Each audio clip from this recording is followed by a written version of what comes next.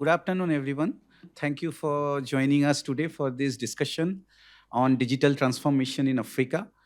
As you know that recent technological advancement has presented a greater opportunity for countries across the world to take benefits of digital transformation.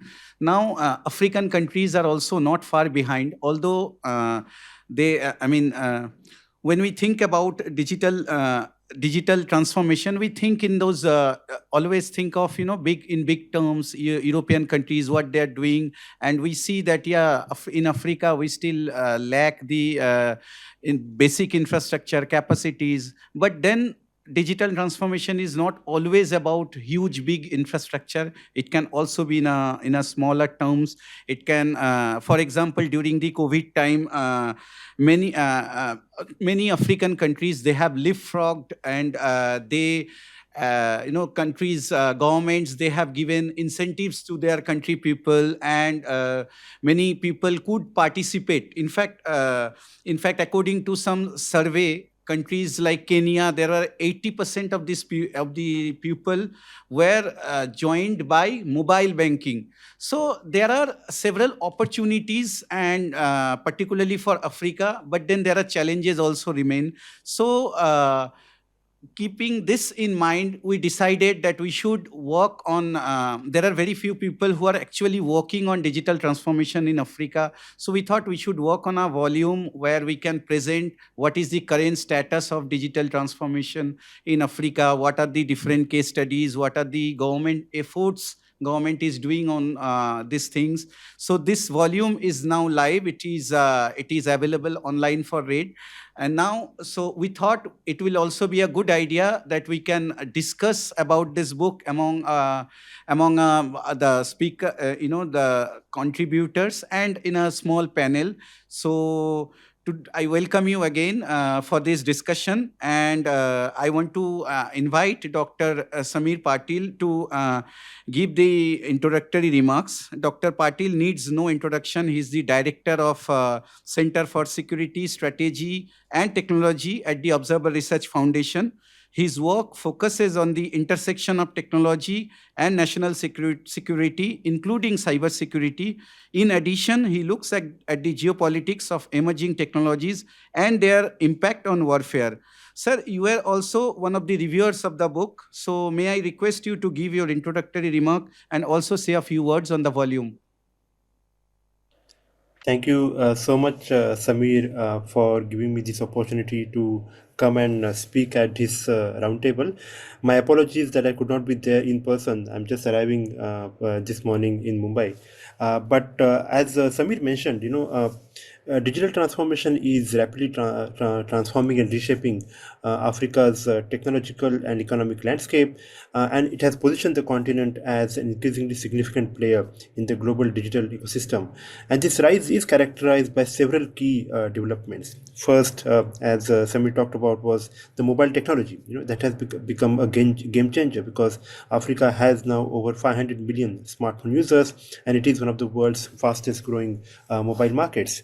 And that has allowed African countries to leapfrog the traditional technological infrastructure.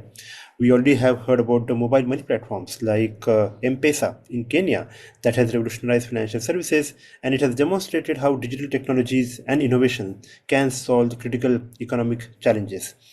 Secondly, there are startup ecosystems which are flourishing across the continent, particularly in technological hubs like Nairobi, Lagos, and Cape Town.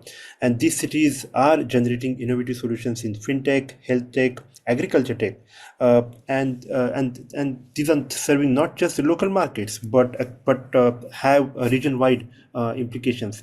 And therefore, it is not surprising to note that the continent's startup ecosystem raised over $3 billion in 2022, which signals the growth of the investor confidence in the continent's digital potential as well as the potential offered by the startup ecosystem.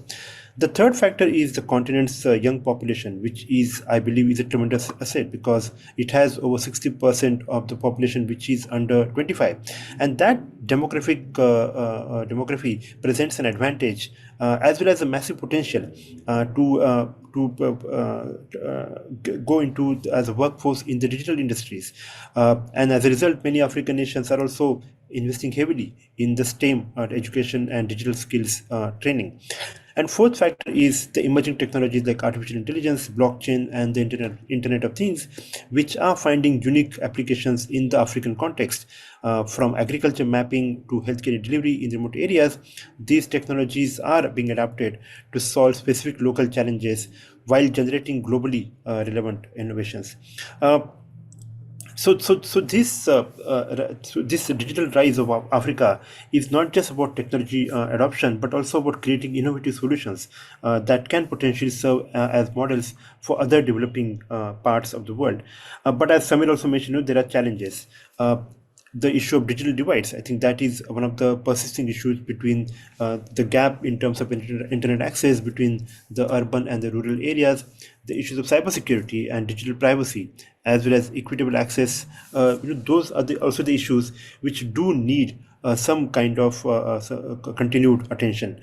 The lack of digital infrastructure is another challenge, because even as there are some countries which are making huge strides in creating the digital infrastructure, there are other countries which are not exactly getting onto that particular bandwagon, and that is hindering their ability to compete regionally and globally in this sphere of the digital economy. And that essentially points us to this idea of the creation of the robust regulatory frameworks, which is essential for supporting the digital innovation, while at the same time ensuring data privacy and security. So when Africa looks at the world, it can also look at other parts of the world in terms of what they are doing. There is, for instance, the trend of smart governance practices, where countries like Finland, Denmark, and South Korea have used advanced technology in public service delivery. Then there are e-government initiatives where platforms are being used, such as, for instance, in Estonia and Singapore, which demonstrate how digital services can streamline some of the government operations and offer opportunities for improved citizen engagement.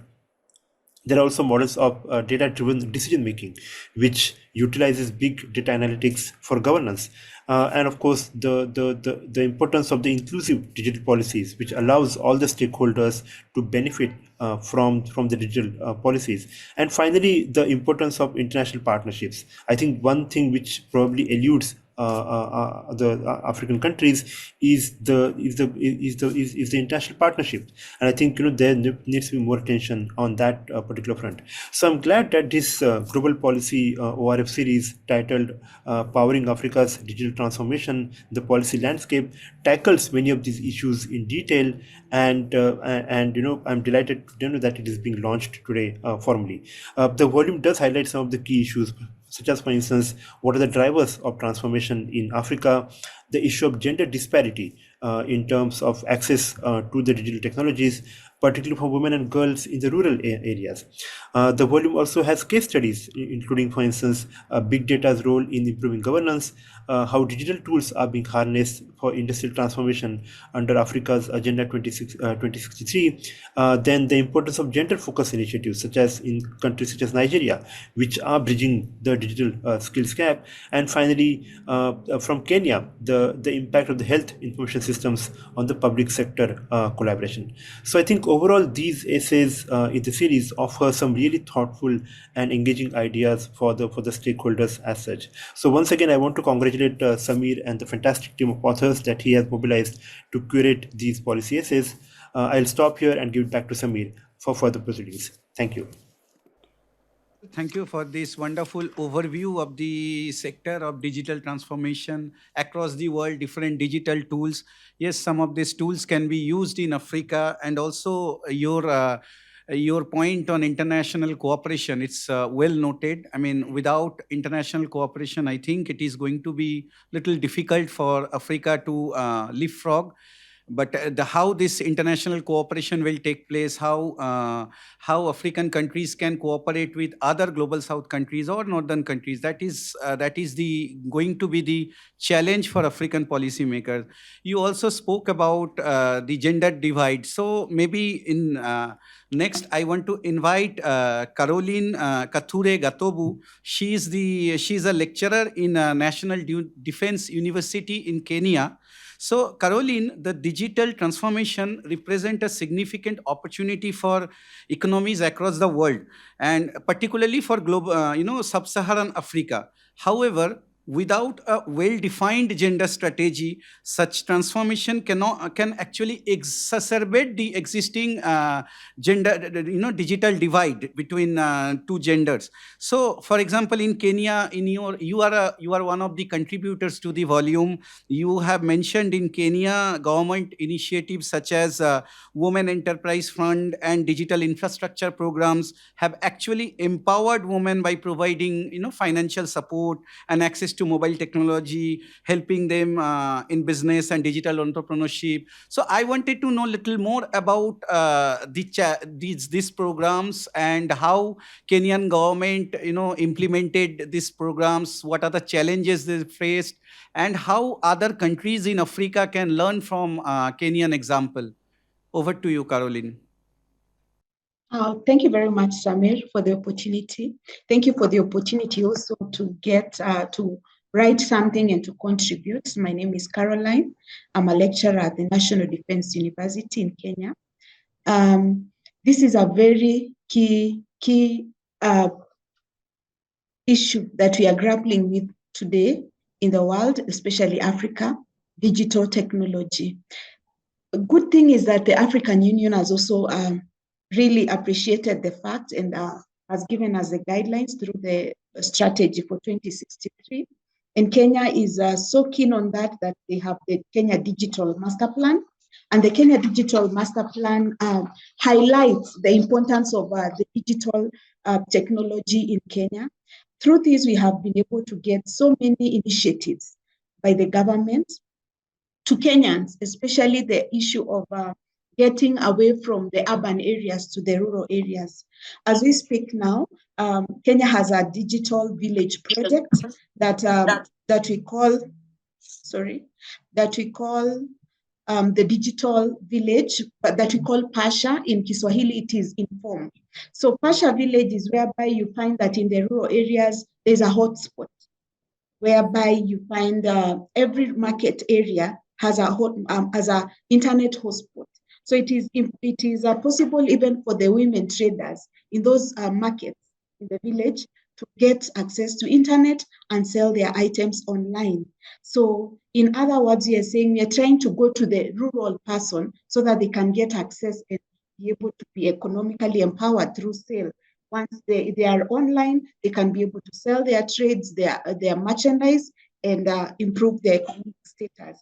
When you look at the issue of social protection, more so empowerment in Kenya, we have the what we call the Women Enterprise Fund that is funded by the government, the Ministry of Social Protection, and whereby women are taught how to use money that they get from the government, and it's more like a loan. So this money is usually disbursed in the mobile wallet. We call it M-Pesa. M-Pesa, it's a trendsetter in the world because it has brought even money. You travel with a lot of cash in your pocket through the phone. So this has been it has become a revolution. It has revolutionized what we used to do business in cash. These days, when you go to most even rural markets, you find that the women are using M-Pesa. So in essence, it's also safe for this old lady who is selling her tomatoes or bananas to sell the merchandise using M-Pesa and be able to trade with a lot of ease and not worried about carrying cash. So there is also another concept that is being run by the women representatives that is called National Government Affirmative Fund. We call it NGAF. The women representatives identify groups of women whereby they look at the composition of the women and they try and guide them. They have offices and they have officers. So they guide them on the best. For example, if we look at a specific area like Lakeside Town, Kisumu County, we have a lot of fishery going around. So the women come up with fisher Fisher Ladies Group, whereby they are empowered. They're given money either to buy a boat, either to buy nets, or even establish archeries that they can be able to sell or rather use and get money. So all these initiatives by the government of Kenya are aimed at empowering this woman who is suffering from lack of job opportunities. And there are also men initiatives. Of course, like the digital villages I'm talking about, we have ICT centers in the village, whereby the young men are taught on mobile, use of mobile, and basically remote working. Yes, government has come up with remote working programs whereby they train them how to access those jobs online. And the youth are really, we have success stories of the youth that are working online. For example, in Upwork, they are taught how to create an Upwork account.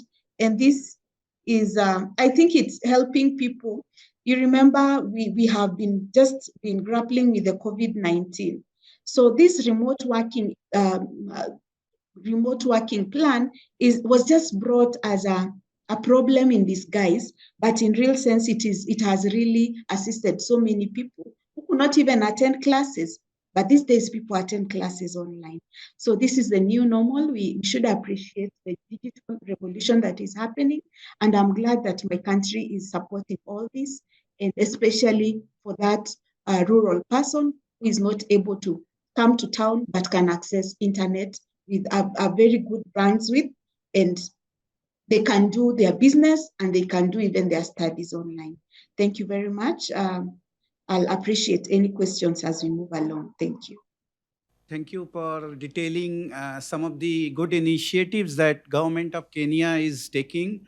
And I think the interventions that you have mentioned, yes, of course, after COVID-19, it has become a new normal to use technology to work from far away. And it is good that countries like Kenya can has that basic infrastructure to help people, enable people to work from far. But probably this is not the case for many other African countries. This is number one. So what they should do. And number two is some of these initiatives that you mentioned, they are good, but are they also creating, because they are not meant for any particular gender, are they actually focusing on women, or is it creating more gender divide? These are the questions that we will explore in the later, but maybe I should now turn to Mr. Mikatekiso Kubai. Mikatekiso Kubai, he's a researcher at the Institute for Global Dialogue. It's a very renowned think tank in South Africa, and it's associated with UNISA, and he's also a fellow at the Institute for Pan-African Thought and Conversation at the University of Johannesburg. Welcome, Mika. And so, Mika, I had a question for you. So, Africa stands at a pivotal moment in its quest for industrial and economic development, driven largely by digital revolution. So now African Union's Agenda 2063, it also says that the continent wants to be a global powerhouse, leveraging digital technologies and innovations to address regional and global challenges. But the only 36% of the African population has access to broadband internet, and the fourth industrial revolution is already upon us. So yes, some of the countries, as before you, Caroline, spoke about Kenya, countries like South Africa, Nigeria, they have made some significant strides in the technology adaptation. But overall, the continent, there is a substantial gap. So I wanted to have your opinion. What do you think Africa as a continent can take benefit of this industry, of this digital revolution? What Africa, like industrial transformation, how Africa can go towards this industrial transformation using digital mode? Over to you, Mika. Thank you so much, Samir, and thank you so much to ORF for this opportunity to have a conversation. Fantastic stuff, much appreciated. Our colleagues, Africa has, both a challenge and an opportunity. The challenges that Africa has with less, than required infrastructure, that's well documented. The debates are ongoing on what it is that needs to be done, how to how to acquire the financing, for a rollout of infrastructure and so on and so forth, right? And this infrastructure goes, across the board, all sectors, whether be it health, be it, manufacturing, and so on. Two specific areas that I think, are important that link directly to its advantages. Its advantage key, being, that of young people. The agriculture, and agri-processing, right? Now, for instance, you have a whole host of young people, Africans trying to push, for innovation and, in literally, by developing apps, developing equipment, developing products, that are, ready, scalable, ready, for market, but they struggle to acquire the financing to get, these programs, to market. So it's not an absence, of appetite, skill, or, a drive, to get these things out there, and take advantage of this. They are there. They just do not have, they do not have the financing. We can talk about the, how then to deal with the financing afterwards. But, that's the one area. If you look at, for instance, the role of tech, in agro-processing. South Africa, for example, talks about, industrializing and so on. And it has, South African government has got, quite a big focus, on food security. And that includes the establishment of manufacturing in the agriculture sector, and that requires modern state-of-the-art advanced tech throughout the value chain process of that. And there are young people that are keen and willing to fiddle and innovate for those spaces, but have once again a challenge in acquiring the financing for it. That's an opportunity there. So of course, for such, I mean, there's a big opportunity for partnerships, to develop partnerships, to develop collaborations, with others, both in financing and in research, for those particular spaces. So the market is there, the people are there, and so on. Now there's a beyond just a country specific case. Continentally, you have the Africa Continental Free Trade Area, that has to come, into full bloom, right? It hasn't gotten there yet. Now, you need, I mean, one of the key issues, for, Africa Continental Free Trade Area is, a significant, sophisticated, state-of-the-art, modern, logistics, system, more logistics infrastructure. And today's logistics infrastructure is tech, right? You can't, it's just digital technologies, everywhere you go, whether be it, if you're talking about even just border systems, right? If you're talking about in terms of the movement of peoples, your border systems. If you're talking about road, rail, air travel, and so on. And the interesting thing and also sad part about all of this is that Africa also has minerals, that are useful, for these particular areas, these particular technologies of the future. And that's another issue, by the way, that will be discussed, in this year's G20 presidency, looking at those things. So Africa does need, does have the, a potential, massive potential to, to revolutionize its circumstances, and come out all the better for it.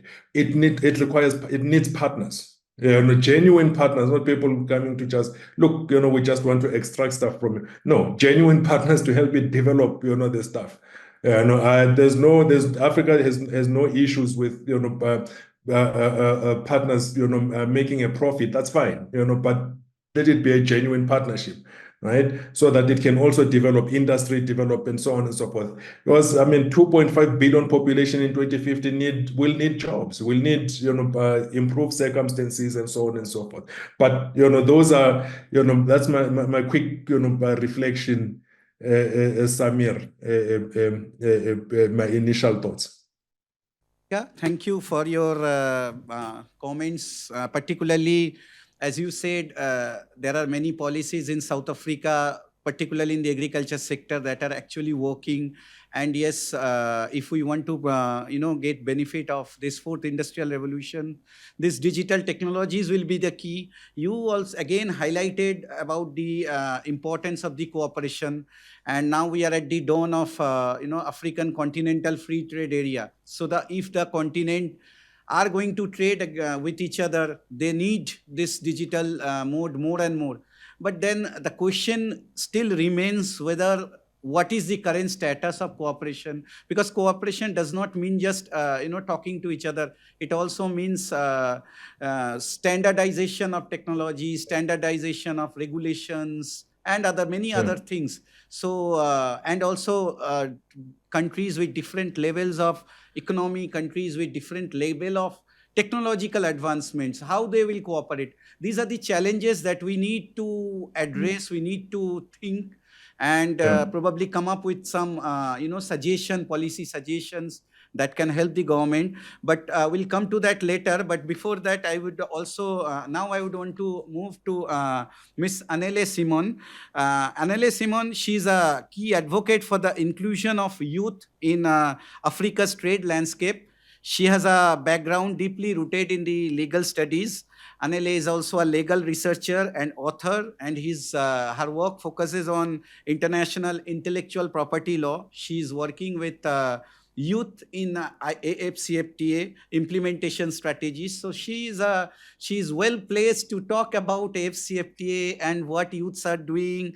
So Annele, with the expansion of digital access and the normalization of remote work, as Caroline was talking earlier, a wide array of jobs from high income software developers to low income service role, they're increasingly be able to perform from the distance. But that is a good thing. But in the meantime, there are a lot of work that with the digital technologies, probably AI or probably machine is going to do. So there is also a challenge that this digital technology should not create a jobless growth. Digital technology should create more opportunities for the youth. So I wanted to know, what is the impact of this digital transformation is going to have on the youth, how it will empower the youth, and what are the innovative approaches that can foster inclusivity where youth can also participate. Over to you, Caroline. Over to you, Annele. Thank you so much, Samir. Thank you again to ORF. It feels so good to be back and to be engaging. Of course, for me, because my work is mostly on AFCFTA, creating awareness, creating opportunities, and also letting people know where they can fit in and where they can play, digital transformation is massive. It's been said time and time again in this webinar that obviously Africa, we have different levels of development across all of our countries, which is actually impacting the way in which the AFCFTA is being implemented, or in some cases. So in Africa, we are very much aware that there are these problems that are kind of keeping us back from advancing at the speed that we want to advance. For me, because a lot of the things I did want to mention have already been highlighted by Samir, by Mika, by Caroline as well, I'm just going to touch on the solutions that we are working on and are implementing, even though, again, the speed is not at where we want it to be. I highly believe that for African problems, we really need African solutions. I also believe that, yes, best practice from developed countries as well as other developing countries are great, but I've found and seen and experienced that when we have tailored solutions that fit Africans better, then we get to make more ground, we gain more ground on the improvement. Under AFCFTA, I mean, we all know that the youth are the main population. And immediately when people say that, we take for granted and we think, oh, okay, Africa has a young population. That should mean that for that young population, digital trade should be easy. It should not be a problem. Forgetting that a lot of our young population are also based in the rural areas. And therefore, there's a lot of problems with literacy, the cost of devices. And those are things we need to take into account before we can even start really thinking about, okay, great, let's digitalize everything. I sit in a position of privilege, I would say. I'm in South Africa, which is one of the more developed countries. I work from home. And I haven't been to a shopping mall in a long time because we have shopping apps. I do all my groceries online. I do all my banking online. If I need to go anywhere, I'm using online, Uber, Bolt, and those kind of things. But that's not the case in all of Africa. We don't have those situations yet. However, we are leveraging on what we can. And Caroline touched a bit about M-Pesa, which for me is one of these highlights of African solutions for African problems. And M-Pesa is largely in East Africa, in Kenya. I was surprised as a South African to see this amazing solution. If some of you don't know about it, because I feel Caroline didn't touch that much on it, as much as I would have liked, because it's something we should be proud of. M-Pesa is basically, you can be anywhere in the rural areas. You don't even have to have a smartphone device. You could use USSD. You can have the old phones where you still use the touch buttons. You go to your kiosk or a vendor, they load credits. You give them cash, they load credits. You can pay other people through their smartphone or normal, devices, telephone devices, to pay for things using credits and using a mobile number that's directly linked to that person. And they will receive the cash. If you're in the rural areas and I'm in the suburbs or in the city and I want to send money to my relative who's in the rural areas, usually back in the day, they would have to travel. That means they need money to get onto a taxi or a bus, go to a bank, stand in a long queue, have to understand very difficult language and technology that is very difficult for them to understand. Now I can send it from the city directly to their phone. They go to a vendor or a kiosk, they give the number, and they get cash. They can start trading. Very important for our young women and men who are trading in rural areas, but they don't have bank accounts because those businesses are not registered. A lot of the businesses that are operating in Africa, the small businesses are not registered, which is another problem for AFCFTA. Your business is not registered. You can't have an export certificate. How then do you get money? How do you apply for grants? But in Kenya, they've solved for this, which is amazing. One of the other standout, I would say, solutions to AFCFTA, that there's a lot of difficulties at borders, especially for those doing cross-border trade, literally traveling. Sometimes you have the right certificates, but you're still expected to bribe, the queues are too long, there's miscommunication of information, there's misinformation. Now we have on AFCFTA what is called the non-tariff barrier reporting tool. It is an online tool, and regardless of what kind of phone you have, you can go while you are at the border, experiencing that problem. You don't then have to travel to the government office, stand in a queue, write a report. You can be reporting on your phone exactly what is happening, where you were, what the date was, what happened, and you can follow up online to see, okay, this issue is being followed up on, this is the solution. It also helps those who want to venture into different markets but have never been to that market. I can just go on that tool and I can see easily, oh, okay, in the border between Zimbabwe and South Africa, for example, these are the problems that happen and they occur often. I'm going to avoid that market and maybe I'll go to Beira in Mozambique, for example. So things like that. Again, different levels of development, different currencies, about 50 of them, different currencies. How then do I, from South Africa, buy products from somebody who's in Sierra Leone? Even if I am interested in that product, first I have to change the money to US dollars, turn from US dollars, they will get the currency in Sierra Leone, but then they first have to convert from the US dollar to their currency. It is so expensive. People just decide we're not going to do it. But we have the Pan-African Payments and Settlement System, or PAPS, which basically now all of the participating banks, I would pay in South African rands, and the bank will convert that, not using USD, send it to the other participating bank in the participating AFCFTA country, and that person just retrieves the money in their currency. For now, it's mostly operating in West Africa because, again, the central banks in all the other countries also have to buy into this. But we've seen that it works, and so we need to roll it out so that AFCFTA can work, and people don't have to think about that. We also have the e-tariff book, which is something that the AFCFTA has pioneered. Instead of having to go and find out how much is the tariff in Ghana for shea butter if I'm importing, how much is the tariff for importing Egyptian cotton from Egypt, I can just do that online. And I can just quickly put in the HS code if I know the HS code, or just put in the product description. Where am I? Where am I trying to import or export from? And then it will give me the tariff. Usually you would have to contact a customs official, which is also money, and then you need to get somebody to do all these things for you. They are trying through AFCFTA to use digital platforms to make this easier, especially for youth and others who are interested are willing to trade across the borders. But I still say that the problem that we're still experiencing, again, as was said, infrastructure, not so simple. And then devices, not always so easily available because of how much they cost. So I think what would really be helpful is for more innovation in Africa, creating more African devices that we can buy for cheaper, that people in the rural areas can use and access. Data in South Africa is highly expensive. And even though the infrastructure is good and the networks are great, but the data is expensive. And a lot of people are just not willing to spend that much data to use digital tools for trading, and it's keeping me very local. So I would say, yes, we have some advantages. We've got massive youth population, massive demographic, which can be empowered through digitization. We can bridge the skills gap if governments and other development partners and international partners invest more. But we also really need to solve at grassroots at how expensive is the data and how accessible are devices for people to even access these solutions.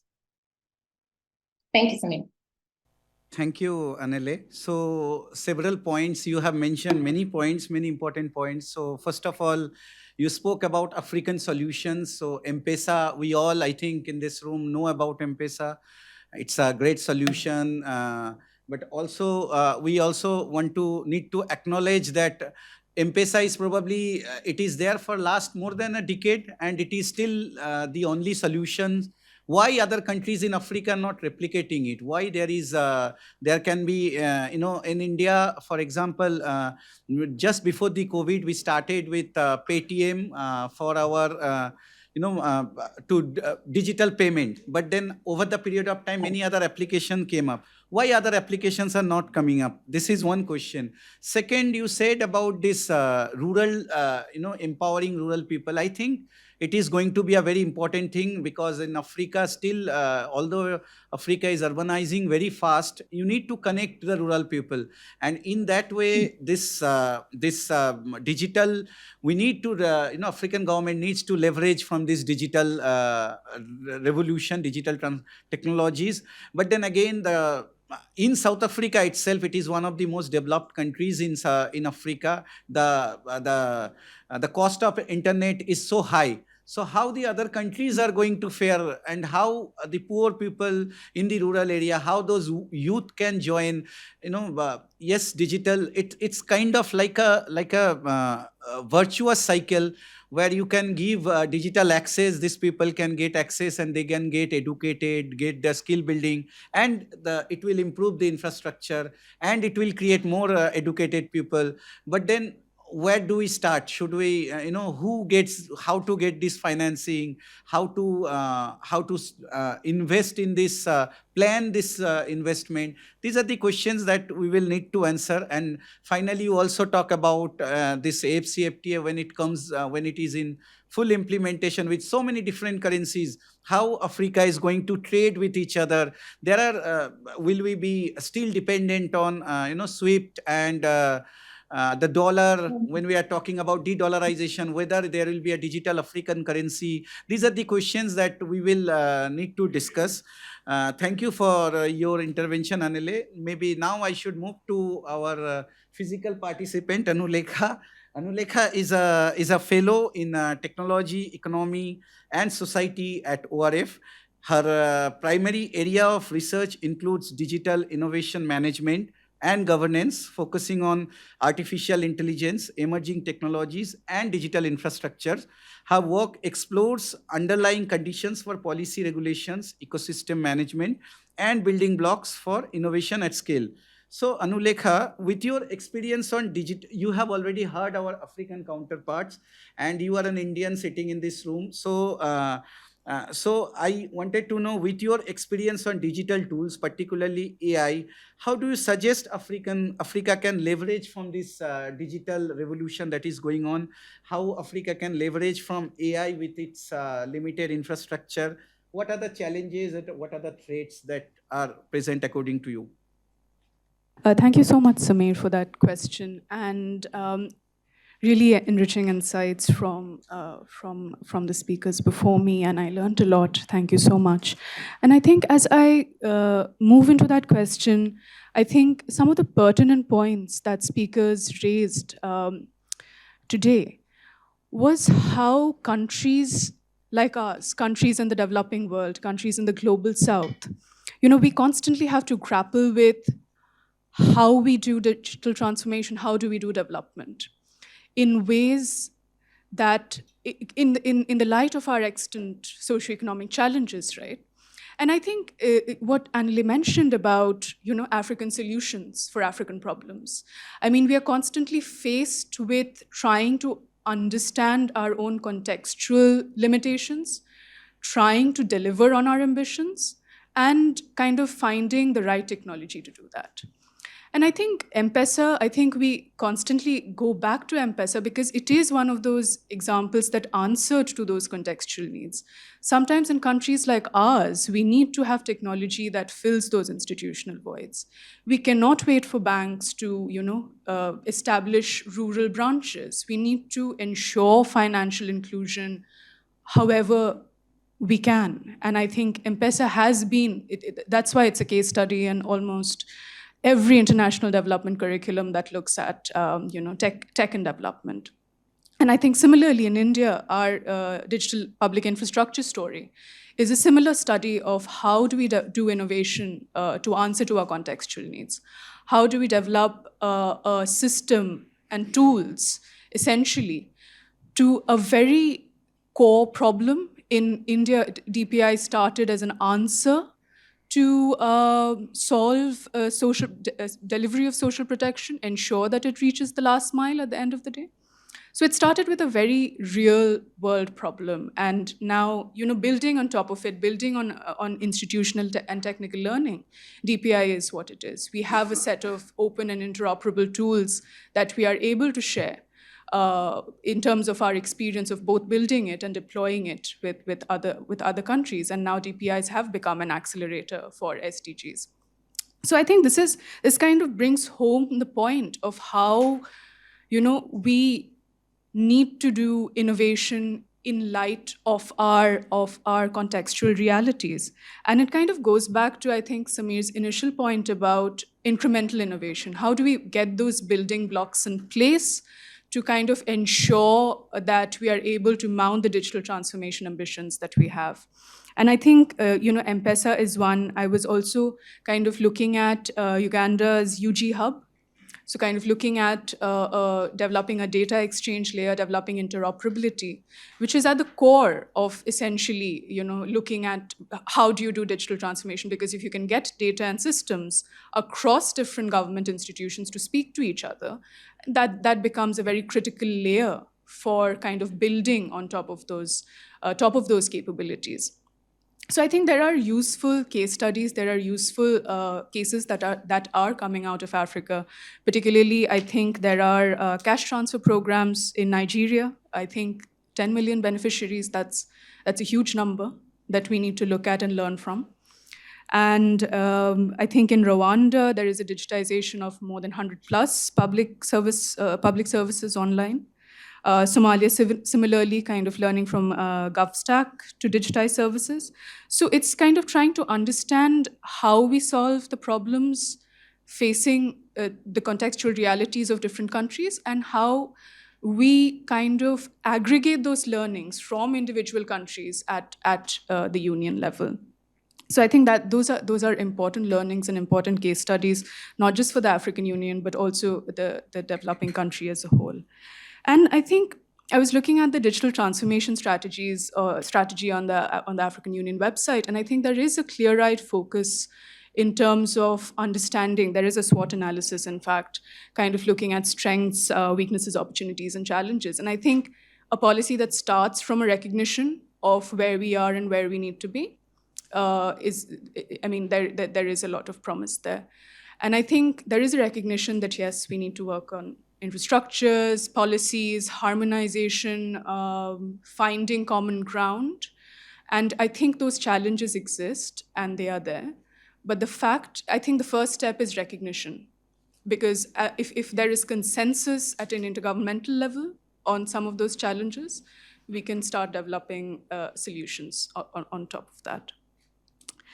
And I think just to kind of round off, I think there is also a recognition that how digital transformation strategies cannot work in a silo. And there are linkages that need to be drawn because digital is general purpose. It will affect all sectors of the economy and society.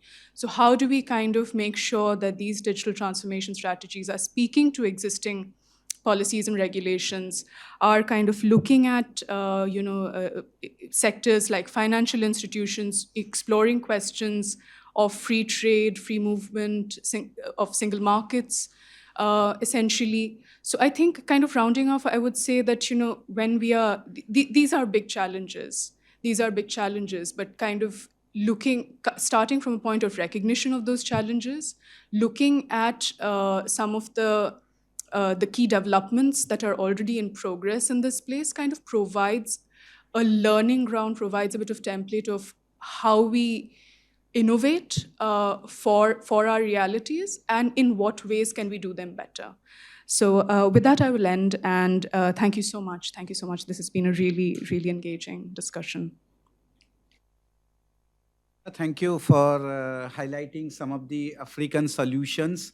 Now the question is whether African countries can cross-learn, like the initiatives you mentioned in Rwanda. Can other countries of the Eastern Africa learn from that experience and implement it?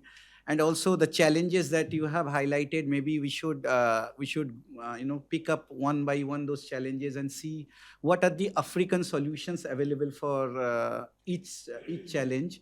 So thank you for this overview. Now, before I go back to the panel online, we have with us Mr. Atiklit Atnafu Naramo. He's from Ethiopian Embassy.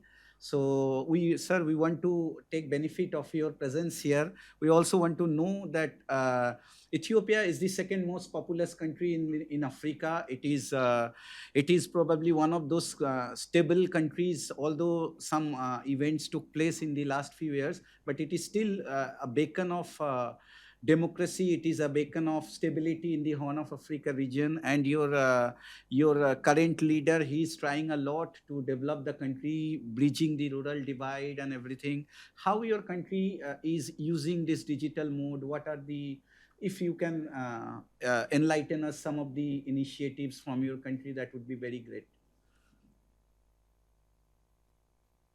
Thank you. Thank you so much. I really appreciate both presenters, virtual and physical. Really, it's a kind of insightful discussion, and it will help us to observe what's going on in the world, the globalization, the impact of the AIE and the technology, how they use are working in order to address their contemporary problem, and contextualizing with the policy of the country. That's very important. I really appreciate both of you, presenters, also moderator. Maybe to raise some issues in African concept, then I will back to Ethiopian current issues, maybe how we are working in order to address such kind of constraint in our country level. To raise some of issues, some of presenters, they try to address the African problem. The African problem is not like only the technology problem. The problem is understanding about technology. Maybe young generation, they are the one who have to learn about technology and advanced technology. Always when we think about technology, creativity, entrepreneurship, use has to come to the first priority, because as we know in the world history, every technological advancement came from the problem. And the people, in order to address that problem, they learn and discover, they research more in order to address such kind of problem. In African case, there is a policy problem. Policy priority matters. Is not considered technology as the one. It's very important kind of soft power which will address the entire problem of the country. So that's another issue, is the illiteracy. Illiteracy, if you are not familiar with the technological matter instrument, you cannot advance technology. You cannot create new innovation in the area. So youth must engage in technology and learn about it. So the other thing is maybe infrastructure. If the policy matter does not prioritize the issues as the priority of their policy, they cannot build a good infrastructure to address such kind of problem. So the African problem is start from the policy, then infrastructure, to some extent is the illiteracy. So now, as the presenters try to address, African Agenda 2063, there are some 15 flagship projects. That project mainly prioritize regional integration. For regional integration, as we know very well, technology is very important. So without technology, without tech, without innovation, things are not easy. Now, to raise some of issues and regional affairs, there is a good visa-free movement. They are trying to have one system. They are trying to build one security system, one immigration system, one passport system that may help to advance it. And to learn some of things, recently my Prime Minister, he took the initiative. He's really interested in tech and AI. So almost 5 million youth data coders, they start taking training from UAE government, cooperating with the UAE government. So in a Kenya issue, you try to mention the MEPSA. Also in our country, there is Ethio Telecom. Ethio Telecom now almost a lot of financial transaction is going through the mobile banking. Now the policy liberalization also there. A lot of Indians also working in the same platform and the same industry. Especially the banking system is coming to liberalized. So exchange security system is going to be launched maybe 2025. We will launch it officially.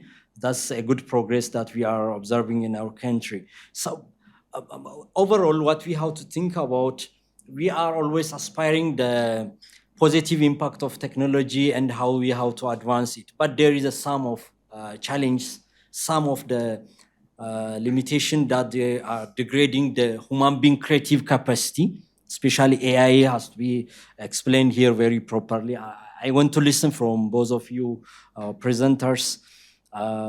Always, especially in an Ethiopian case, we prioritize kind of homegrown thoughts, homegrown philosophy, homegrown research, homegrown understanding of the things. So the concept of Pan-Africanism also is there. So the creativity capacity has to be integrated with the tech. Unless the creativity capacity of human being will be eroded.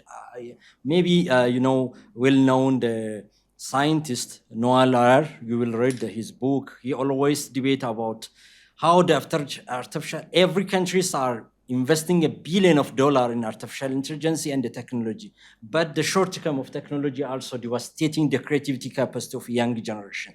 So in our university, in our higher education, in our government system, how we are working to overcome such kind of limitations that shortcome from the technology, that has to be addressed. And I expect from you. Thank you so much. For this overview of what Africa can do and what Ethiopia is doing. I think regional integration is very important towards AFCFTA and to get the good results of AFCFTA. And also when we are talking about Africa, we want what Africa we want by 2063. without integration, it's not possible. Without Africa as one voice, it's not possible. And digital mode is one thing that can actually bridge that gap. So in that way, it is the most powerful tool that we have at this moment. And some of the efforts that you mentioned about your government, particularly this. For example, this UAE Ethiopia partnership that you spoke about, maybe we should, these are the, I was not aware of this model. So maybe more of this work are required in different African countries, South-South cooperation, North-South cooperation. Without those things, it is impossible to bridge the gap. Now, we are also talking about how government can use this data, use this digital mode to give public service to provide public service. So we have between us Israel Niadera. He works on these issues, particularly how African governments can use data to govern better. So, and in the age of big data, how African countries can use it. So Israel, probably, if you can, elaborate a little bit on this topic, it will be great. Thank you, Samir. Unfortunately, I'm not able to take a lot of time because, as I mentioned, I was pulling to come in from makeup class. Can you switch on your camera, please? Yes, I'm actually in a security.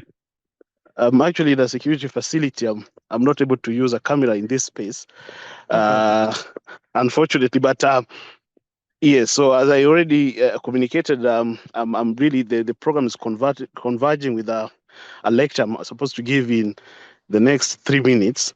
But what largely I was looking at in terms of big data is the importance of leveraging on artificial intelligence to take advantage of the big data that is currently actually being collected by most governments in Africa.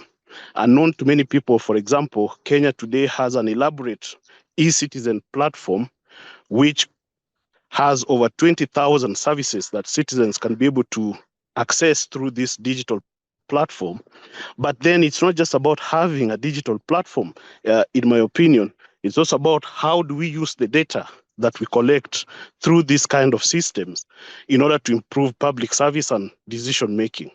So I'm always excited about the timing of African development, even though the emphasis is always about why Africa has remained behind for a long time. But for me, it's all about the timing of African growth and development, because if Africa is to adopt technology, it doesn't need to really go back to where other countries started with technology. It has to pick up technology from where other got technology today. In many African countries, really is one of those areas that are of great importance for prosperity, that of course big data can be used to address some of the problematic issues, including healthcare, including agriculture, including all. We also have Mr. Sia Beniza with us. He's the he's one of the contributors in this volume, and he's also executive director of a research think tank in South Africa called PESA, not M-Pesa, PESA. So Sia, maybe you can speak about your experience on digital revolution that is going on in your region, and how Africa can benefit from it. Sure. Thanks, Samir, and thanks for the opportunity. And I think I'll focus more on the contents of the research chapter that I contributed in this series, which looked particularly at the issue of the use of technology or electronic tolling in order to finance road infrastructure investment across the continent. And I think the basically sort of 3 streams of findings or discussion points that I'd like to highlight in the context of this conversation.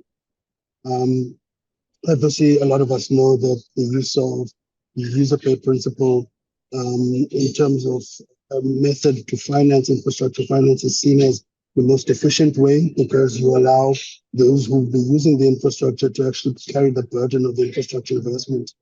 However, obviously, there are some challenges, pitfalls, and some successes. opportunities at the use of this principle and operationalizing it through digital transformative means, such as electronic tolling collection, um, does present a huge opportunity in order to bridge this gap. I think with a lot that's being discussed here on the African Continental Trade Agreements, the ambitions that we have as a continent, and the ambitions for regional integration, a critical part of this is going to be physical infrastructure and road and logistic infrastructure is sort of one area of importance. My case study looked at South Africa, compared it to the case studies of Kenya, Uganda, and Morocco. And as I mentioned, I'd like to highlight a few areas of findings. So the first area, I think, in the South African case, after a 12-year battle against the government instituting electronic tolling on the Gauteng Freeway investment project, the government has actually conceded that the electronic toll collection system was not sufficient due to the way it was implemented. After a series of legal battles, it was quite clear that the government has not done sufficient consultations, which highlights the importance of including people in the infrastructure development and in digital transformation. I think very often digital solutions are presented in their technical format without necessarily engaging the community or the people, which are important in driving not only the adoption, but also the experience that users have in the deployment of digital transformative solutions or responses to whatever kind of socioeconomic challenges we're faced with. And so after 12 years of legal battles, the government has had to abandon the e-tolling system in South Africa. However, there are some plans to repurpose some of the physical infrastructure that is being used, such as turning the gantries that are in Gauteng into ways to measure average speed prosecution within Gauteng, and also maintaining some of the express tolling road lanes within other physical tolling stations across the country. And so although the South African case in implementing electronic tolling or toll collection was not a great success, there are still some potential spin-offs that can be used. But I think with the great lesson learned that governments do need to have extensive consultation, and obviously transparency is important in ensuring that everybody has buy-in in the introduction of new sort of technological and digital solutions. The other case study I looked at was Kenya and Uganda, and I think given the regional comparativeness of the countries and the fact that they're in the same region and there's some continuity, these case studies, I think, present something that countries can learn from, both in Uganda, I think, in further extensions of the electronic tolling UPSC system, which is deployed on the Entebbe highway investment, in comparison to the Moja toll paying system, which was implemented in the Nairobi Expressway. I think the Nairobi Expressway has presented some successes in that the government has, given the current levels of traffic on the Nairobi Expressway, has been able to actually raise what seemingly sufficient financing from the collection of tolls in order to pay for the infrastructure investment. However, there's seemingly quite low adoption levels outside of the commercial adoption levels, which are relatively high. I think this is the second area of importance, particularly in the application of electronic toll collections, in that I think when considering highway investments or considering deploying electronic toll collections for highway infrastructure investment, the importance is going to be how to use commercial traffic as a sort of backbone or baseline demand in order to provide sufficient tolls and sufficient adoption of the technology in order for it to make financial sense. I think the Nairobi Expressway example, outside of the personal traffic, in terms of commercial traffic, does illustrate a great successful implementation of electronic toll collection. However, the Ugandan case doesn't seem to have the same results when looking at both the traffic numbers, which seemingly are insufficient to cover the investment cost of the Entebbe highway project, but also in terms of the deployment of the technology. What you have in Uganda essentially is not what is ordinarily used in the electronic toll collection system, which is an onboard unit, an OBU, which sits in the car, which allows cars to when driving through the country, automatically collect the tolls.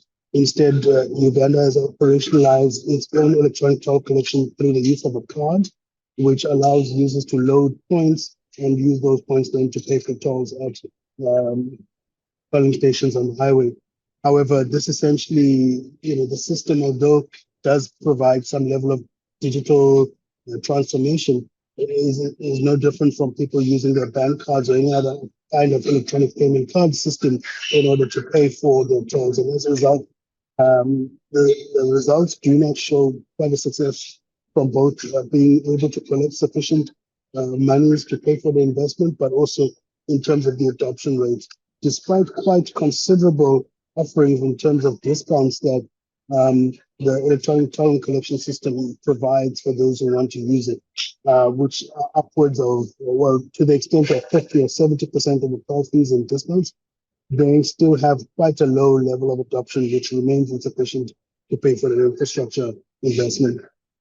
And I think the last case that ties this all up. Hi, can you hear me? Yeah. I think you. It's a good. I mean, we understand the point that you are making. It's the cases that the case studies that you are giving. These are good examples. But again, the same cases are coming. South Africa, the cases of Kenya and Uganda. So the question still remains that whether other African countries, Africa as a continent, can leverage from it or not. And so in that way, your points are very clear.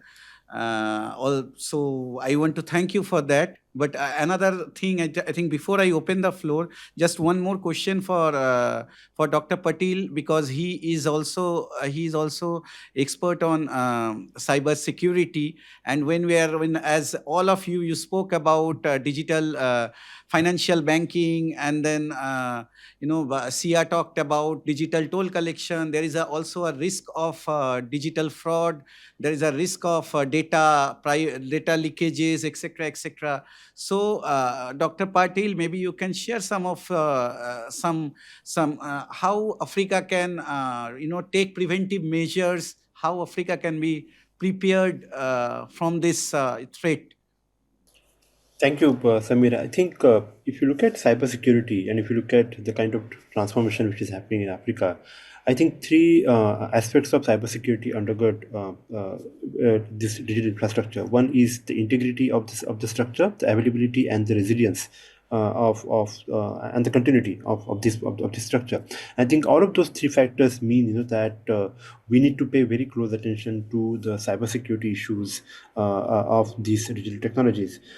We already have seen the attacks motivated by the geopolitical rivalries on the critical infrastructure, the infrastructure which needs to be available 24/7, such as, for instance, the financial and the payment services, or for that matter, the banking services and the stock exchange, right? And also the power sector, because power sector is in that sense is the most critical, because that is on which are the other sectors which run. But we have seen increasing attacks and very penetrative attacks on this kind of infrastructure.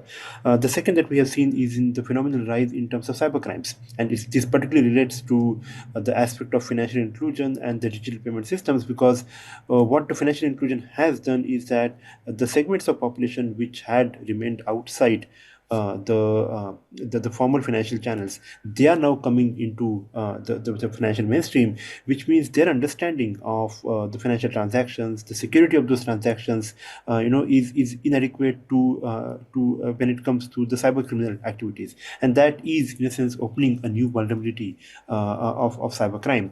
And related to that aspect of cyber crime is the aspect of ransomware, and we have seen how the world is experiencing the different kinds of bouts of ransomware.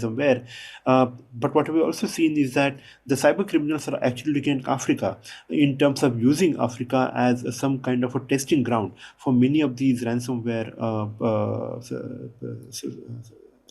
software. So that is, I think, is another big challenge for Africa. And what it means, is that we have to go back to the basic principles and look at what can be done. I think the first thing that is necessary is in terms of partnerships. cyberspace challenges, go beyond one country's jurisdiction, and therefore what it means is that we need to have some kind of a transnational approach, the kind of transnational approach which the cyber criminals have adopted. We need to adopt that kind of transnational approach when it comes to mitigating the cyber crimes and bridging the cybersecurity gaps. So the importance of partnerships, regional and global partnerships, is very important. The second is in terms of the awareness, what I always call as cyber hygiene, which is the financial literacy and the digital literacy of the user base, who need to be aware of what kind of security challenges which are out there in cyberspace, and how they can best protect themselves, because even one mistake of and one individual can open and can make the entire system susceptible to these kind of threats. And third is the aspect of cyber forensics. Many countries in the region do not necessarily have the technical capacity to investigate some of these cyber attacks, some of these breaches, data breaches, and cyber crimes. So what it means is that you need to go back and look at whether they have the adequate technical capacity, and how that technical capacity can be augmented. Because the key to many of these challenges is, especially for cyber crimes, is the timely retrieval of the digital evidence. If you don't get access to that digital evidence, there is a possibility that the subordinate elements of the cyber criminals might just destroy that digital evidence, and that will fundamentally affect the progress of the cyber criminal investigation. So we need to go back and look how we can augment the cyber forensic capacities. And here I think the role of the global north becomes important, not just in terms of technical capacity, but also in terms of making available the financing mechanisms to implement those technical capacity programs for the countries in Africa and in the larger global south. I'll stop here. Gave three solutions, but for me, according to me, it actually sums up in one solution, that is partnership. So like awareness, when some countries they have little less awareness or the capacity, the cyber forensics, what you called, if the countries which are behind, if they lack this capacity, how would they come up? So again, it will require some partnership. So I think, and with CFTA coming up, and there are a lot of Pan-African thought going on, Pan-African projects going on. African Union should also take the lead in making this cross-country things happen, cross-country collaboration happens. Each country should learn from, develop other countries. So thank you again, sir. So now I will open the floor, and I'll ask the questions, please. And you can identify yourself, and you can say who the question is addressed to. Thank you. Am I audible? Thank you for considering my question. I'm Shresh Sharma, research intern at Center of Geoeconomics for the Global South. My question is open to the entire panel. As per the UNCTAD report, Technology and Innovation Report of 2023, developing countries, especially those in sub-Saharan Africa, not even sub-Saharan, basically throughout Africa, with South Sudan, Burundi, Benin, Comoros, etc., all of them have ranked pretty less when it comes to readiness for frontier technologies like nanotechnology and blockchain development and drones and AI and all those things. In a time when such technologies can affect the security infrastructure of countries adversely if not taken seriously, and in a time when the market of these technologies has already crossed $1.5 trillion, what are the solutions in terms of startups and in terms of the investment that they will get in Africa? Plus, what are the government-related initiatives that you can suggest for the upcoming future? Yeah, thank you. My question is to, in fact, panel.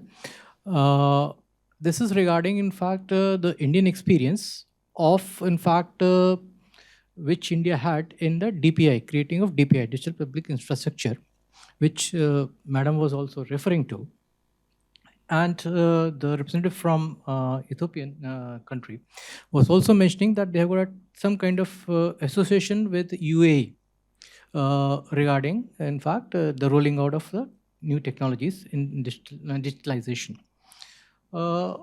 India is a in fact leader, in fact, who's progressing towards, in fact, helping out the South-South cooperation. What is your opinion regarding, the panel's opinion regarding, in fact, Indian intervention in fact, assisting the African continent in rolling out the Indian experience in digital public infrastructure at a continental level? Thank you. Joseph Chakrabarty, and I head South-South and Triangular Cooperation at WFP, World Food Programme, United Nations. Congratulations to the panel and the authors on releasing the book. It's an interesting read, and I look forward to having a copy of it. Just wanted to have two questions on it. Does the book capture the details of what are the needs of the African countries in terms of the digital infrastructure? I'm sure that there are different regions in Africa. Like we work through 4 regional offices in Africa, and we have presences in all these countries as country offices also. So the needs are very different. Sub-Saharan Africa have different needs, and South Africa, countries in the Johannesburg region have very different needs. So my second question is this: that what are the innovations in food and nutrition systems that are seen as important and contextual? I want to give a little bit of context of why I'm asking this. Considering the focus of the Government of India on SSTC, positioning of India in the Global South, leaders of the G20, expansion of BRICS, etc., United Nations agencies such as ours have been partnering very closely with the Government of India on exporting, or rather sharing, these knowledge and innovations across the countries.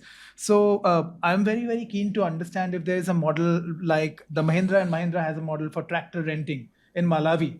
If those can be digitalized, if those can be, it's called Uber for tractors, but I don't think it's been digitalized as yet. So we've been working very closely nationally with the Government of India on TPDS, Targeted Public Distribution System. I think Anulekha alluded to that in the social security net that we've been working on. Then again, automated grain dispensing machines. These are things that, Annapurti, which has been launched in many states by the Government of India, state governments across Odisha, Gujarat, Maharashtra. Again, the last thing which I will stop at is the Anna Chakra, which was launched last week. It's something called, it's on the lines of supply chain optimization. It is something we work very closely with the Government of India on. And these are something that we can offer to the countries going forward. And that's why I'm interested in understanding the needs. Thank you. Sure. I think we should take these 3 questions first. So first one was on how some of the African countries that are behind, how they can, so I think overall we spoke about it, but if anyone in the panel can want to take this question. I was not planning to take this question. I think it's quite outside of my expertise, but I will say that we've been saying African countries, different levels of development, but beyond that, we have a massive brain drain problem on this continent because people are also escaping some of the hardships that are on the continent. Myself, as an international trade and investment lawyer, I was not really, if I'm being honest, planning to practice or come back to Africa. I thought I would land up in Geneva, and my first job was with UNCTAD. But then AFCFTA came into motion, and my purpose was fit. But most of those people that I know, they've never come back. They've stayed in the US or they stayed in Europe. The same with our young people who are very skilled at tech. Even those who are in Africa, they're actually providing services digitally, but to the other countries that are able to pay them something. We have a massive brain drain problem. Sometimes it's not the problem that we don't have the people and the capacity. I liked very much what the ambassador said as well, with partnerships with other countries that are able to provide the education and the capacity building, where we could partner.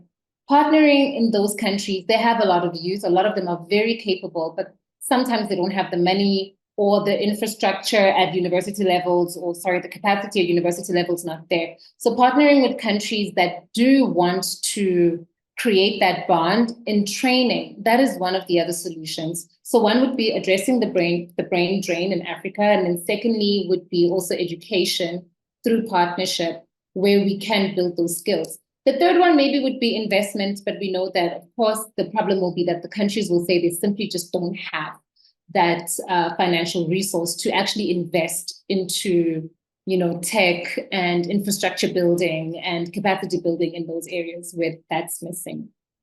Thank you, Samir. For the next two questions, both of them raised the issue of India's collaboration with Africa. But I wanted to tell that this volume was more like it's all the authors are from Africa. They raised different case studies from Africa on different aspects. So we really did not deal on international cooperation. Probably if maybe Anulekha is from, she can maybe speak on any initiative that India, India Africa can join hands, like he said. I think that would be we can, yeah, please. Interest of the African countries regarding the Indian success story of implementing DBT and the rolling out of Aadhaar. Aadhaar is our unique identification authority, Aadhaar. So these are the two areas where India has experience at the volume level, volumes when we see. And it will be, in fact, the experience which India can share it with the continental at the large, including the financial model also, because the major challenge is the financial. Yeah. As Madam was also mentioning, the finance is the major issue, because unless until you get the finance, it will be difficult to roll out the backbone of the your digital infrastructure. Yes, so maybe Anulekha and then you, please. Yeah. Hello. Thank you for that. I think, India has managed to build out its Aadhaar experience into MOSIP, so Modular Open Source Identity Platform, which is basically an open source platform, right? So I think India's model of South-South partnership is kind of collaborating and working with countries on an equal footing, right? So open source modular identity platform is essentially it's open source. And it's essentially a transferable learning technologically that India can support, that India has been using to support other countries who are trying to build up their digital infrastructures. And also it is modifiable. It can be suited to contextual needs. So I think those are some advantages in how it has kind of transferred its learnings in Aadhaar into a shareable modular platform that other countries can take up and adopt. So that is one. And also, I think what digital identities do is not just ensure that the right beneficiaries get the right their direct benefits, but also it has had knock-on effects, right? It has provided access to individuals, to finances, to credit in many ways, because the cost of KYC, of opening a bank account, has gone down to a few cents from a few dollars, I think $6, $7, or $8 to a few cents. So I think it has had those knock-on effects, not just in terms of direct benefit transfers, not just in terms of ensuring or preventing leakages in the public distribution system, but also kind of ensuring financial inclusion in different ways by enabling people to prove their identities to governments and public institutions, right? And I do kind of fully support your point on needs assessment. I think that is a very real and gaping hole, rather than, importing and dropping solutions, which, if we look at the history of international development, has not really borne fruit. So I think contextually adapting some of these solutions needs to be based on those needs assessments. I'm not an expert on food and nutrition, so I wouldn't comment on it. I don't feel qualified.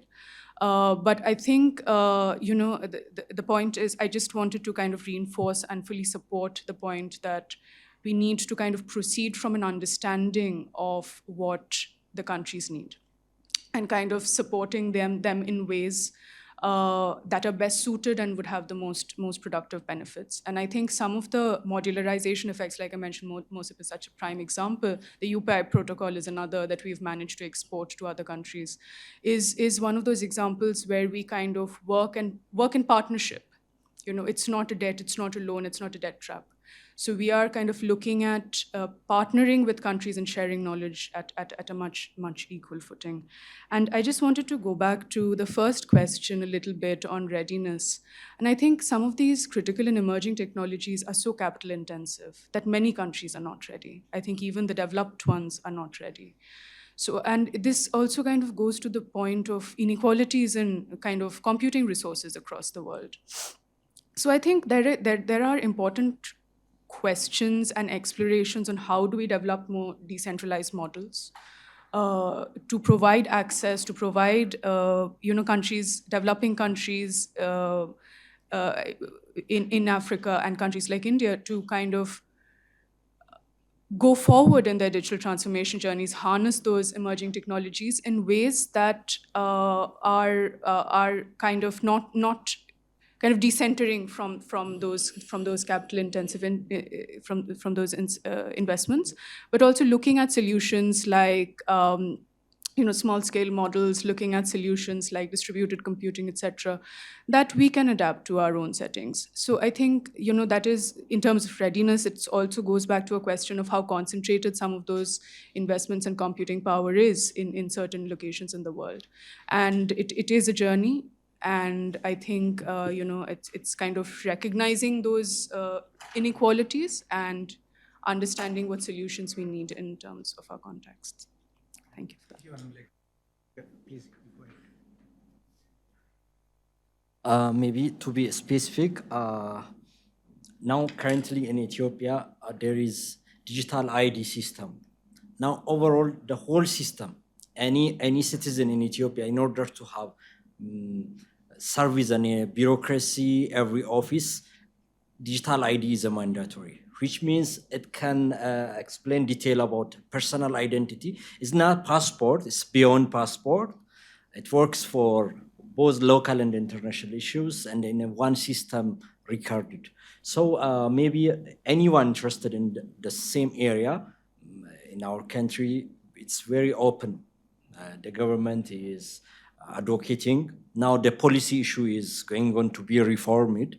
So that's a good opportunity. Maybe a lot of Indians intellectuals, especially tech, those are around tech, they are working aggressively in the same area. Maybe to mention, I'm an officer in a public diplomacy and a spokesperson in my embassy.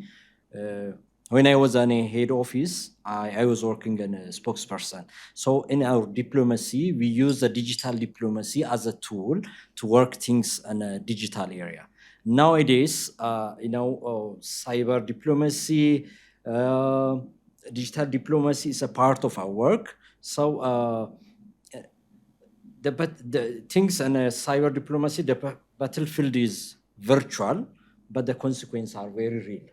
We face it in a real day-to-day activities. So every engagement, including agriculture, technological support, technological advancement is very important. Without that, it's not easy to achieve such kind of interest in entire Africa. The demand is a lot. So the population number is also, of course, it's not easy to speak in India as the number of population of Ethiopia or Africa. So I met the Indian ambassador in Ethiopia, and he told me that he's working to network both partnership. And specifically, I'm working to interlink in a public diplomacy to interwork the Ethiopian Technological Innovation Ministry with the Indians, even personal stakeholders who are interested to engage in that area. Our door is open at any time. I will share you my contact address. We will work on it. Now globalization by itself is bringing us together. Without technological transferring is not easy. As a Japan, we learn a lot from Japanese, how they work. Technological transferring is very important. We will work on it. Thank you so much. Yeah, thank you. Two big points that emerged for India's collaboration with Africa. One is this digital payment, and another is digital identity. And I think now that you spoke about your country's experience, you spoke about a little bit about what we can do. Now you are here, so I think you have just arrived in India. You will be here for next 2-3 years. I hope that India-Ethiopia collaboration on digital transformation is going to go, it's going to get better, and both countries will benefit from each other's experience. Maybe a few more questions. Yes, please. My name is Ritika. I'm a PhD candidate at the Center for African Studies.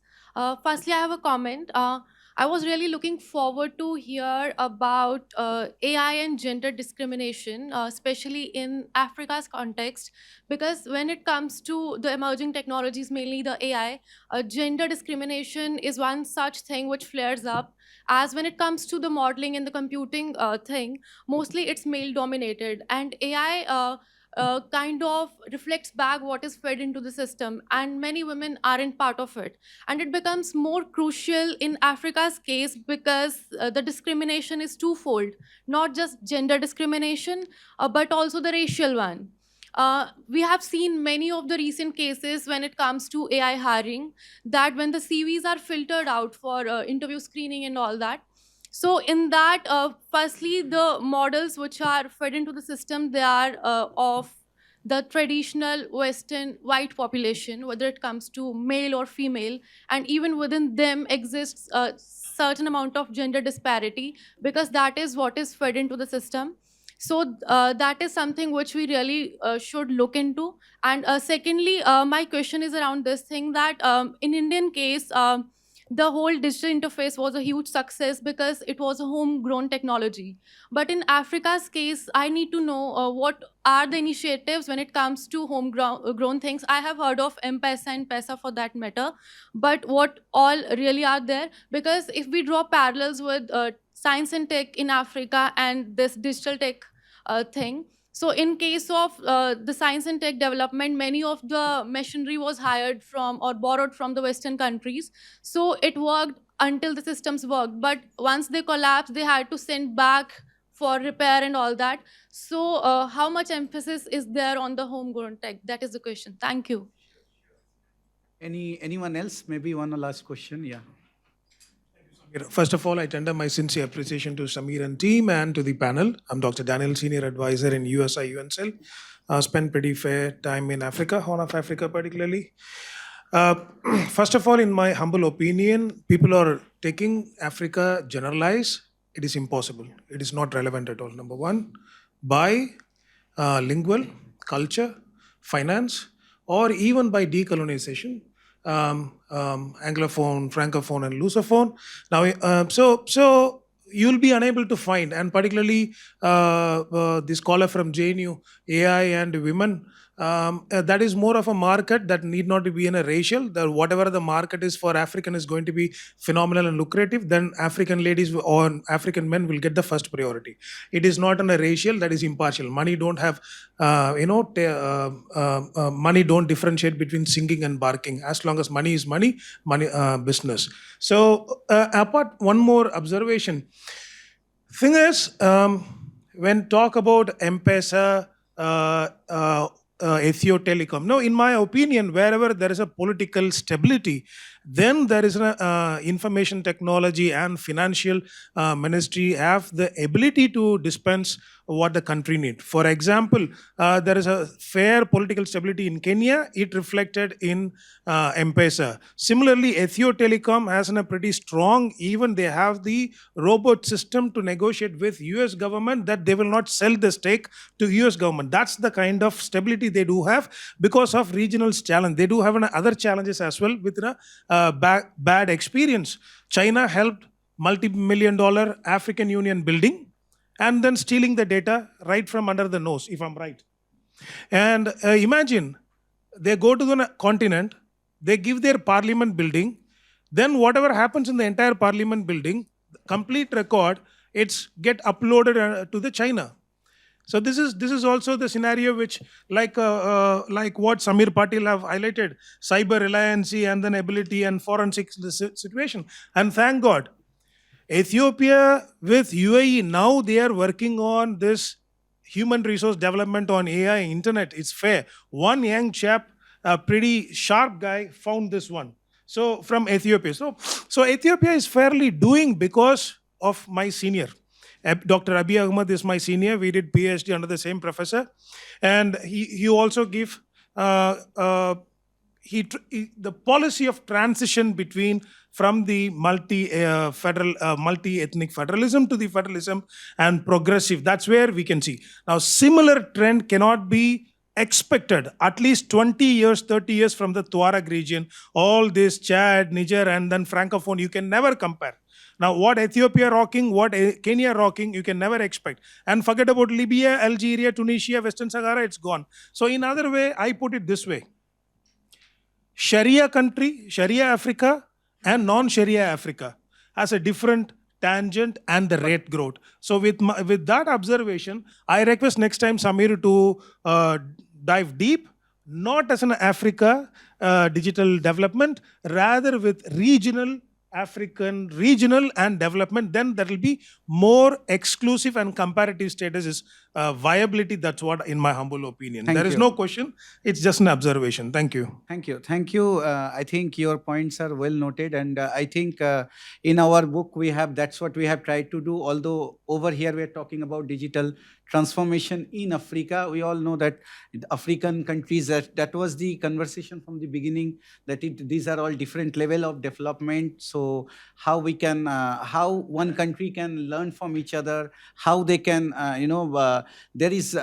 how they can come to the similar level, because we cannot, the countries with different regulation, different financial situation, different human skills, we cannot implement one simple policy, one size fits all cannot be possible. So that is in any case our highlight. And in the book that we have done, in that book we have tried to identify case studies from at the micro level in different countries. I request you also to read the book. And I think Ritika's question is also a good question, but then I mean, at this moment, if Anulekha can all talk about India, but in Africa, AI and gender discrimination, I don't think we have all come to that level of discussion yet. But it is a good point to note, and we'll keep it in mind in our future research. I think it's a good topic for future research. So maybe before conclusion, I think maybe speakers can speak one last word, one few words. Yes, Anil will come to you. Maybe in the other, we'll do that in a reverse circle. Maybe Anulekha should start this time. So thank you so much. And I welcome your contextual nuance that you added. So I think that is really important what you brought to the table, to this discussion. And I think we need to take that forward, as we continue these discussions. And on the question of gender and AI, it is not a Africa-specific problem. It is a global problem. The resume passing that you cite is, I think, Amazon, and it happened in the US. So I think it is a global problem, and it requires a collective solution at an intergovernmental level. So yes, I think it is important point, but it is also a global point. Just to round up this discussion, I think it has been, for me at least, it has been an immensely enriching and learning experience. Kind of trying to understand, kind of reflecting on the India journey that I know a little bit about, in light of the experiences in different development contexts in Africa. And I just want to round off by saying that as developing countries, we share a lot of challenges, and we are compelled to kind of move forward or accelerate our developing processes that developed countries did not need to. So I think we need to take those challenges into account, and we need to take these global inequalities into account as we kind of look at cross-learning and partnerships going forward. So kind of taking a healthy dose of reality as in line with the ambitions that we hope to achieve. Thank you so much. Anele, your last word, please. Thank you, Samir. I think for my last word, I'll use it to answer the question you asked me in the beginning, and I didn't get to answer it, which another lady also sort of echoed the same question. We do use M-Pesa a lot as a case study because I think even before the word fintech was some word that we were using. M-Pesa was already there. But because of my work, I get to go to different countries. In Rwanda, they have similar, but they call it MTN Momo. Ethio Telecom has it in Ethiopia, also mobile money. Recently, I sent money to pay for goods from someone in Eswatini through Mukuru, which is also a mobile money, and it's allowing me to do it across different nations. So with Mukuru, you can send money all across Africa, not just in your country or your region. But because my phone's sort of Apple Store, whatever it's called, is not the African one, I couldn't download it, but I could still use USSD to do that. So a lot of different countries are coming up with their own mobile money sort of solutions. And then also I want to touch on the fact that regulation is one of the biggest problems we had. Like the gentleman said, we have very different systems, different languages, cultures, different laws, and things like that. But through regulation, if our regulations could become stronger and more harmonized on this continent, even with cybersecurity, whether it's with allowing for digital expansion and things like that, we need regulations to talk to each other and to sort of be very similar, even if they're not the same, but they need to at least be echoing. Right now, we have a lot of disparities. There's a lot of under-regulation. In some countries, you have a lot of over-regulation. And then another lady had also brought the problem, which I'm very happy that Anuka also spoke about, that within the inclusion of women in some spaces, especially the high-growing industries, it's not only an African problem. This is a global problem. However, because, as Thea said, when governments don't include the people when they are making these policies, you're going to get a lot of pushback. That happened with the AFCFTA as well, and the youth said, no, we were not included. Women said we were not included. And that's why we now also have the Protocol on Women and Youth in Trade, which in fact creates obligations for governments to create skilling in digital expansion or digital skilling, or where it already exists, they have to. It's not a maybe or it's at their discretion. No, they have signed on that they have to strengthen capacity building for women and for youth, because this is really important.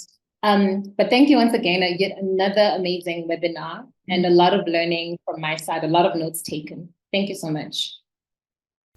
Thank you, Anile. I think you highlighted many new the homegrown apps and mobile money, all these things. It's a good thing to know. And I think in India we know in India, even in globally, we know very little about all these apps and everything. I would request you to probably write for something on these lines. Probably write for what if we will be.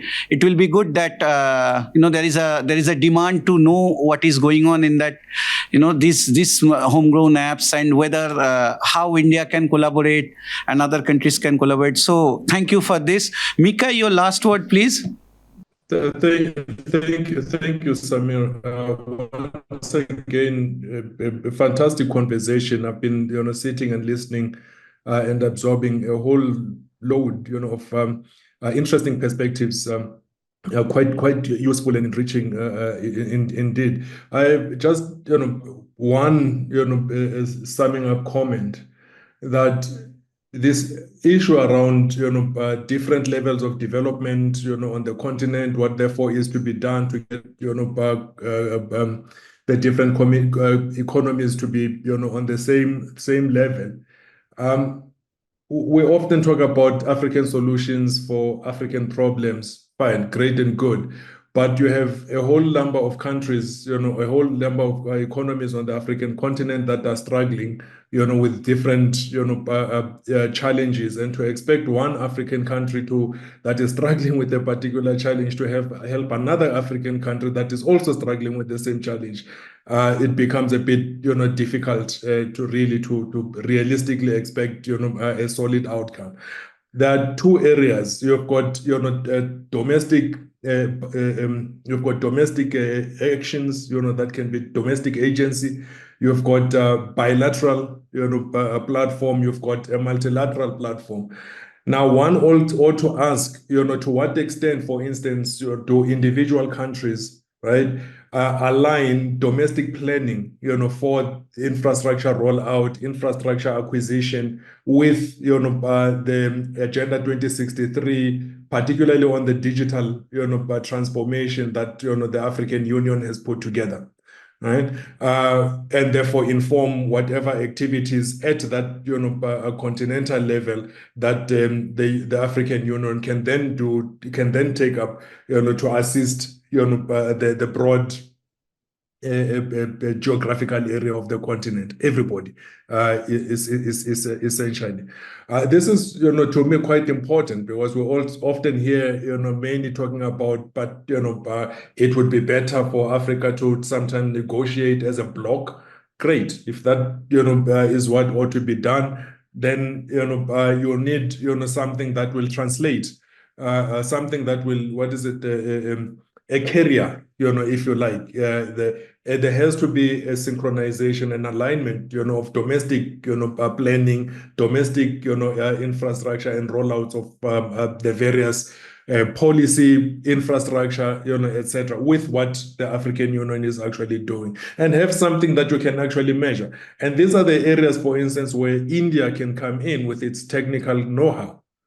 Right, many opportunities, to collaborate and help. I mean, African economies need a lot of assistance with technical capacity, technical, skills and resources to be able to push some of these things. But that's, I mean, of course, there's still plenty we can discuss about it. But those would be just my few words to sum up. Thank you so much once again, ORF. Sure. So, Caroline, quickly, your last word, please. We are running out of time. Okay, thank you very much, Samir. I've really enjoyed listening to the amazing conversations by our different panelists. My take is Africa is diverse. Diverse in the sense that every country has its own different needs. So we cannot say it's one size that fits all. Let's look at, for example, countries that have a lot of culture issues, countries that have issues taking kids to school and children, countries that have volatile in terms of political stability. So what I would, for me, I would take the AU Agenda 2063 as the marking scheme for each and every country. Let them try and see how they can customize whatever is being advised to their own specific needs. From there, we probably move a step. For example, in Kenya, what we have done on the Kenya Digital Master Plan, we have looked at Agenda 2063 as the guide. Then we come up with our master plan. Our master plan, we have a youth bulge. So what we are doing as in Kenya right now, we have a program called Ajira. It's online. So Ajira takes care of all the youth. We have around 101 empowerment centers in Kenya through Ajira that we try and capacity build these youth. Just in case you don't get money to go to college, you can learn through the centers. Just in case you don't get a job, you can come to the center and get some skill on digital learning and digital marketing. So from there, we try and make sure they are stable. Of course, there are so many challenges around that. But what we are saying, India can also come and rescue some of us through their iTech. I know there is an Indian Economic and Something Corporation. I'm also a beneficiary of that. Through the courses they give African countries, we can be able to get something and learn and move forward. Thank you very much, everyone. To all the speakers and panelists and all the people who are present for this insightful discussion and conversation. I think two big points that emerged from this discussion is digital transformation in Africa is happening and it is going to happen. There are a few things that would be required going deep instead of just infrastructure creation. I think one important thing that came out was not only African solution, but African decentralized solution. Every country, inside country, every region has a lot of diversity. So decentralized solution is a key. And second, was the cooperation, whether it is between African countries or whether it is between Africa with India, Africa with UAE or other global South countries. So with this, we end today's discussion. Thank you, everyone. And please, those who are present here, join us for a high tea here. Thank you. Thank you, everyone.